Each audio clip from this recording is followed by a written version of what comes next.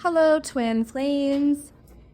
I am here to do a reading. I thought I would do a reading on what's coming up for Twin Flames in the first bit. So, God, what can the Twin Flame Collective expect for the first bit of the new year? So, we have your hard work is paying off. Wow. I like that. I'm going to take this guy, Shoe.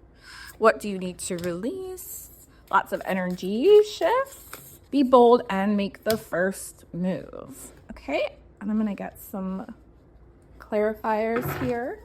This is a really juicy spread for the beginning of 2025. So we have your hard work is paying off. New moon in Capricorn. So the Capricorn zodiac sign, I would say that they're pretty stubborn. And they're very goal-orientated. They're very much about creating abundance and monetary gain for themselves.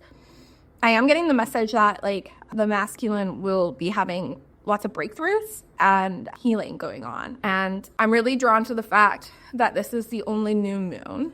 So I'm thinking that for a lot of twin flames, the seeds that they have been planting and harvesting and, really nurturing are going to start, showing results and breakthroughs. There's definitely an energy, the masculine, having breakthroughs. I'm seeing the 7 of Pentacles. So I think that the masculine twin flame, the divine masculine, has been planting some seeds and doing some manifesting. And in the first bit of this year, they will see these things come to fruition. I also think it's a message that, if you ever wonder if your divine masculine is doing their healing, they absolutely are.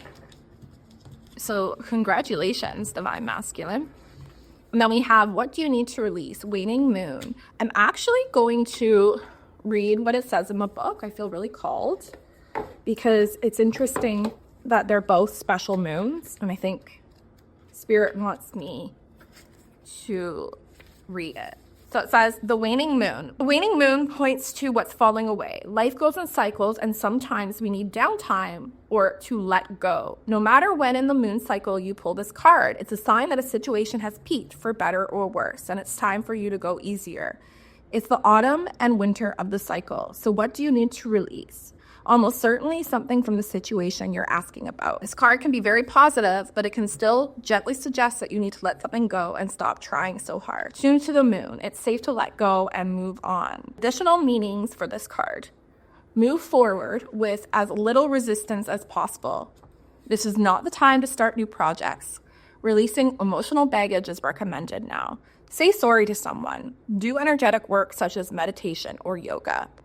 Soon you'll see what lies ahead. I think I have an understanding. So this is definitely about going through a healing cycle, but also paying close attention to what God and the universe is signaling you to release and to let go of. Remember that when you're on the twin flame journey, you're kind of in a contract with yourself to become the highest version of yourself.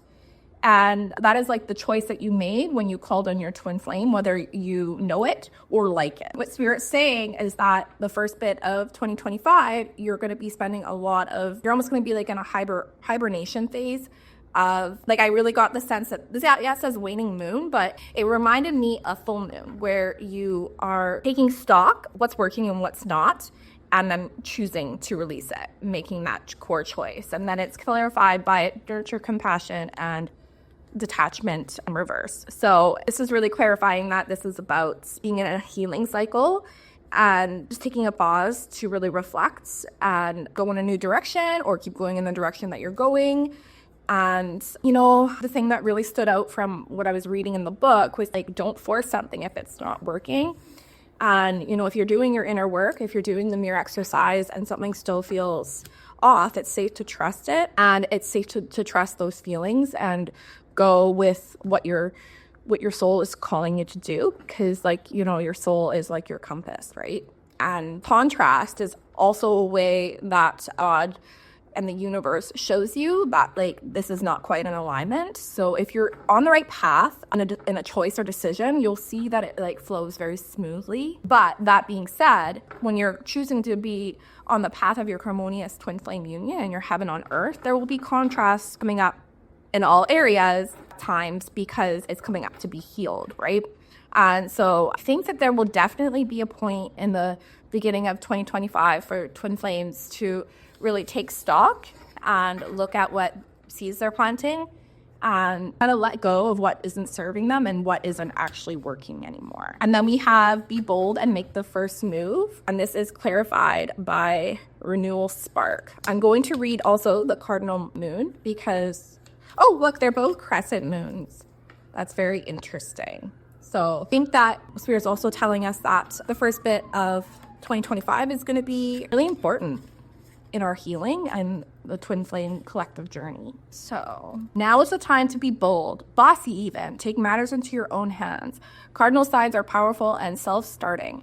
They're determined and great at organizing. Drawing this card strongly suggests that you're going to need to be all those things to get your ideal resolution and position in the situation you're asking about. This card may challenge you on how strongly you really want something. If you're worrying about a situation, it is a suggestion to be less passive. Instead, take an assertive stance as you steer events where you want them to go. Speak up for what you want. If you're serious about sorting things out, you may need to take the lead in some way to step up as a leader. Come into your power. It's time for action now.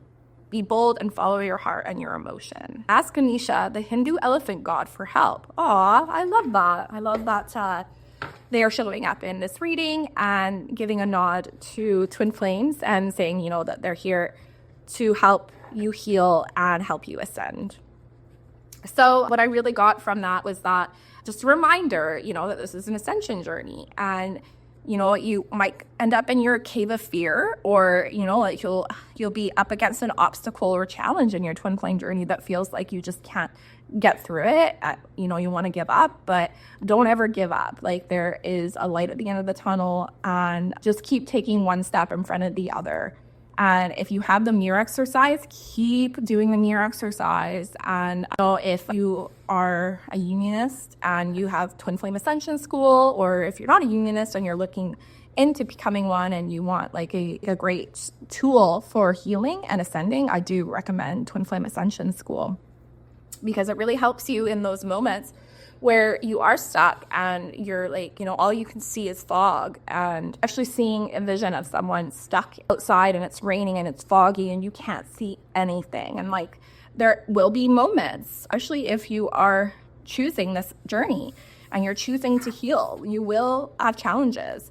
And God and Spirit is telling you to use this as like fuel to persevere, and a reminder that, you know, when things feel really muddy and like you feel like you're just like dragging yourself across the floor, that's actually a really good sign, and it means that you're purifying your consciousness, that you're close to a breakthrough. So keep going. Do not stop. Be bold and make the first move. Okay, so I'm gonna pull some tea leaves. There. These tea leaves cards, I actually have, some of them are specific, and the purple ones are actually about months, and the green ones we have some type of hint. So we have success. Ooh, lovely. And we have box. You will receive a gift. Ooh, twin flames. I love it. And February. Okay. So for the Twin Flame Collective, I think that I get a clarifier for February. Can I get a clarifier for, oh, Spirit wants me to do this. Can I get a clarifier for February, please? Look at the bigger picture. Full moon and Sagittarius. Huh. It's interesting. I actually see this as like a romance message. I actually think that there might be a breakthrough of the collective, or some people in the collective, when it comes to their twin flame connection. It's just what I'm getting intuitively. I also get a clarifier for the box. New romantic cycle begins. Ah.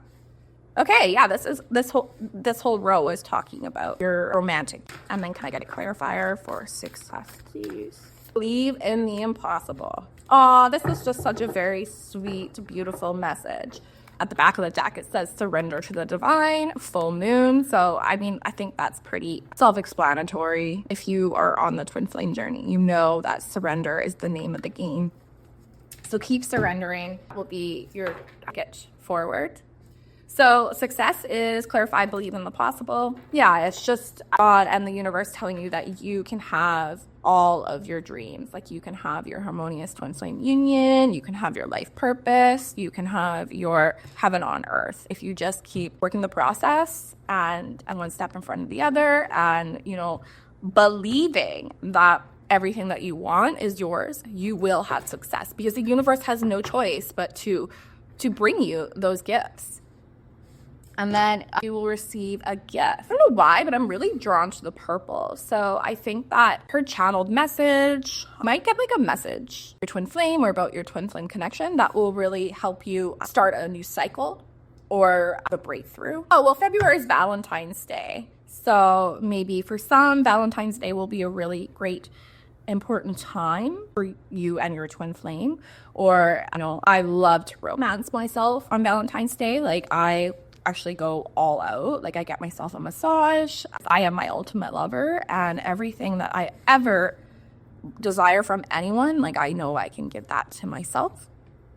And I'm also on to that. It says full moon in Sagittarius, and Sagittarius is a fire sign, and I have since that Sagittarius in me, and like that's like the really fiery part of me. It brings me like that passion aspect, and I think that the Twin Flame Collective can really expect a lot of passion and energy and like a spark in their twin flame connection. But like remember that 90% inner work and 20% outward. Like, you know, like it's mostly your union starts within, and then it like, you know, it just explodes outward. Like when you love yourself to a certain point, well, I mean, it just like topples over like all that energy. And that's how like breakthroughs and unions happen, is because like, you know, like you've built so much momentum and love within yourself, and you've built that inner union. And yeah, like I'm just seeing it as like a very passionate time for the Twin Flame Collective. Looks like it's going to be a really juicy first half of 2025. Okay guys, that's all I have for you today.